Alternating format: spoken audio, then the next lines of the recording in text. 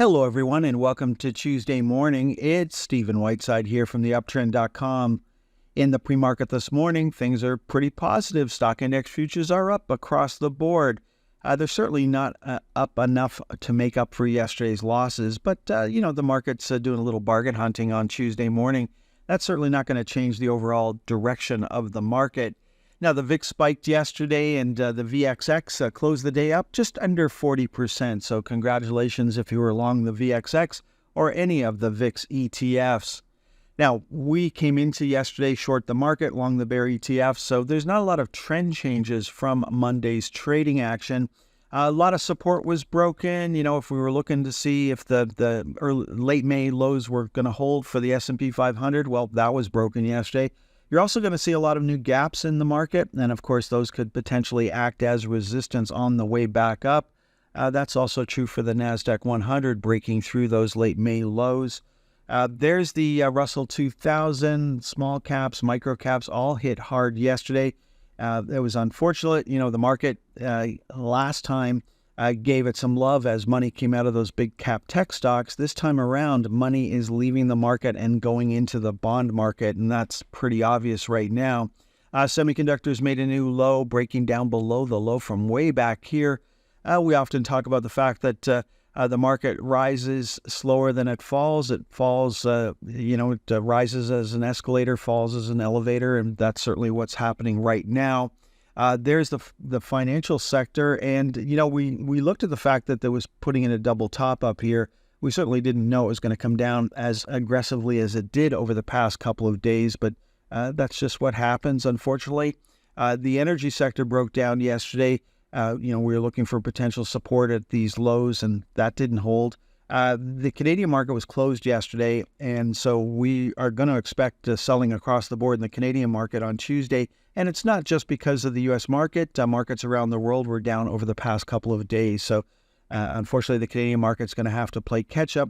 Now, it's going to be a little less dramatic than it could have been because the U.S. futures are trading higher this morning. So, it's going to have a little bit of a buffer there this morning. Looking at the leveraged ETFs, I know a lot of people had orders filled yesterday, so congratulations. Being long the bear ETF for the S&P 500, the NASDAQ, small caps, semiconductors, which were up but 4.66% yesterday at the end of the day, ran all the way up to $40 yesterday and reversed. Then we had the FANG ETF, which was up at the end of the day just under 12.5%. We saw technology stocks up just under 9.5% at the close. Of course, more during the day. That's why you want to have those orders in ahead of time because, just waiting for the close when you're trying to take profits isn't always going to get you the best price. Moving over to commodities, there wasn't a good day for crude oil. It was down on the day, holding the lows from the late May, early June. We've got a new low for natural gas yesterday, new low for copper. So if this is a global economic barometer, it's not pointing in the right direction right now. Gold had a wild day yesterday, still on a buy signal, no change there. Unfortunately, silver made a new low for this move, and it's a pretty bearish chart pattern. You had a high up here, lower high, you had lows, and now we're making lower lows. So we are holding the low from back here in early May, but that may break over the next few days. Looking at the bond market, and we don't have to go through all of them, but you can see money has come out of the stock market into the bond market over the past few days, and that has put downward pressure on bond yields. Previously, this would have been bullish for the market. Falling bond yields, putting downward pressure on interest rates. Typically, that's good for the stock market, but things have changed, and you should never ask why. It's just what the market is doing, and that's what we have to deal with.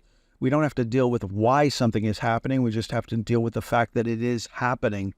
Now, there was not a lot of trend changes from Monday's trading action. When we came into yesterday's trading action, NVIDIA was already on a sell signal.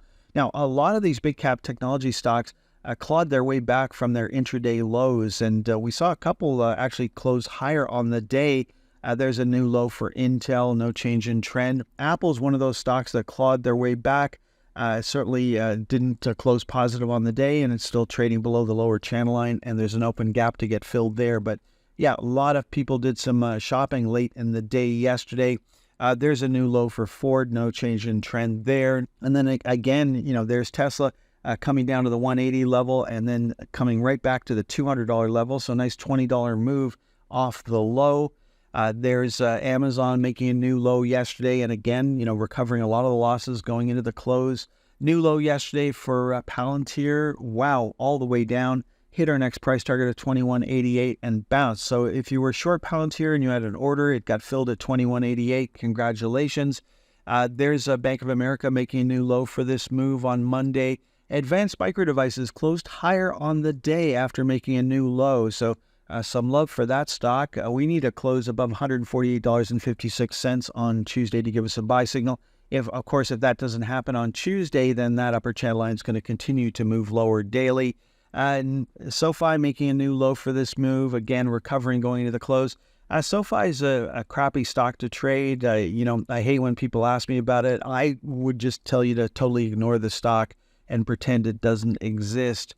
Then looking at Alphabet, new low for Alphabet coming down to the 155 level. New low for NEO yesterday. We saw a new low for Snap. AT&T still holding up, still on a buy signal. That would change on Tuesday with a close below $18.86. And last time we went from sell signal to a buy signal, I told people to just ignore it. It's, you don't want to be buying something up at that level. Plug Power made a new low for this move, but then closed higher on the day. Looking for a close on Tuesday above $2.53 to give us a buy signal there. Then looking at Marathon, a lot of love came back into this stock going into the close. It was only down 1.4% by the end of the day, just down 24 cents. So a lot of love for that stock. And then American Airlines, a new low for American Airlines, no change in trend there. Now, Meta traded through the lower channel line, but did not close below it. So it's still on a buy signal. I didn't want people to chase it up last week, and still not interested in buying Meta at this time. And then Shopify traded down and again recovered a lot of its losses going into the close yesterday. So new low for Shopify on Monday, but there was some love going into the end of the day for Shopify.